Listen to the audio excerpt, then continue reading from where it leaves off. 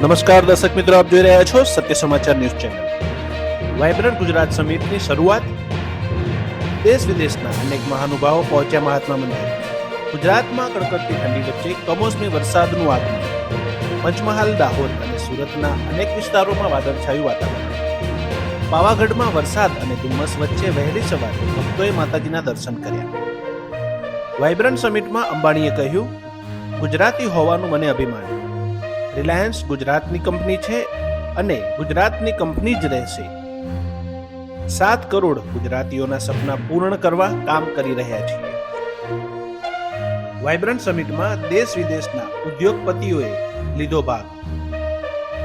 Arcelor Lakshmi મિત્તલે Hazira ખાતે સ્થાપશે વિશ્વનો સૌથી મોટો સ્ટીલ પ્લાન્ટ. વર્ષ 2021માં વડાપ્રધાન હસ્તે કરાયું હતું પ્લાન્ટનું ઉદ્ઘાટન. વાઇબ્રન્ટ ગુજરાત સમિટમાં સુઝુકી મોટર્સના પ્રમુખ તોશીહિરો સુઝુકીનું મોટું એલાન.